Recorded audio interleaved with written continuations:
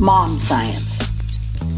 I have been accused by my family of practicing medicine without a license, when all I have done is offer homemade remedies and present axioms that seem to defy the laws of nature. I'm sure my admonitions have their foundation in the field of science. Don't go out in the rain. When you get wet, you'll become a lightning rod. My 7-year-old nephew was shocked to hear this. He stood on the verge of embarking on a puddle jumping experience. His eyes instantly expanded to the size of doorknobs, and he gulped audibly before slipping out the door. And it doesn't really matter if the transgression would not logically or scientifically lead to such a consequence, such as getting gangrene from sitting on dirty toilets. No matter the situation, it's the worst-case scenario if the prospective offender doesn't listen. And it's my duty to let them know just where errant behavior can lead them. One of my children has always had a thing for tucking candy and other goodies away in her dresser drawers. It is very frustrating to keep finding these hoarded stashes. Sometimes I see the empty wrappers as evidence that she's been slowly working through her private candy store. Particularly revealing were the 20-plus fireballs I found in her sock drawer. Where did they all come from? The child informed me that she doesn't like fireballs, but wanted her fair share of everything the family had, so would ferret away her portions to her private cache. None of my admonitions of ants or even a rat invasion has ever altered the hoarding instinct in that little girl. And it was the same little one who made her own evaluation in terms of my warnings. I always insisted that antibiotics be taken to the very last dose. I have a sketchy notion that an incomplete prescription of antibiotics can cause an immunity to that drug, thus limiting what will work on that person when needed. Well, recently, my faith in this advice was diminished. When my husband and I were prescribed the same antibiotic by our separate doctors for similar symptoms, I was prescribed fewer days on the med, as well as fewer per day, and at a lower strength.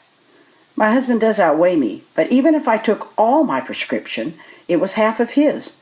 Does that make me susceptible to being immune to that antibiotic? A puzzle.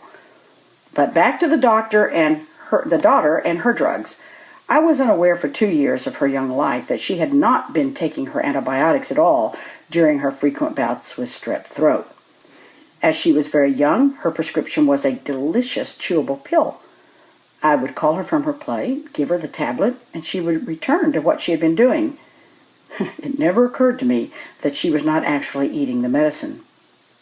A few years later, when we were moving from that house, we came upon a horrifying sight. Lifting up her dresser, we discovered mounds of those yummy cherry antibiotics. She had been shoving them under a small space between the floor and the dresser all that time. I know I personally witnessed her consuming the pills on occasion. I shudder to think that she may not ever be able to take amoxicillin and the psyllin family of medicines. Somehow she managed to elude the inevitable rheumatic fever I had predicted. Well, I've done my due diligence to keep my kids doing what I think is healthiest. A couple of my children insist on eating their eggs cooked to petrification, in spite of my warnings that there were not any vitamins left if they were overcooked. My oldest has come back to inform me that she was told on good authority, like I'm not, that no nutritional value is lost in cooking eggs beyond the runny yellow stage.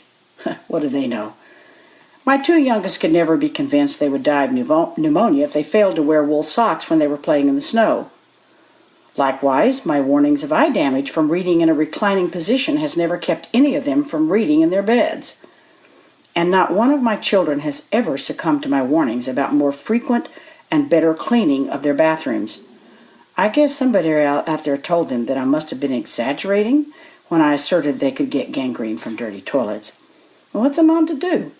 There's danger lurking out there. I guess my children preferred the fate of being plagued with ants and rats, or dying of pneumonia or rheumatic fever, and even getting gangrene, all without benefit of antibiotics, when compared to the deeper dread of nauseating pills, scratchy wool socks, runny eggs, not getting their fair share of goodies, or having to clean the bathroom.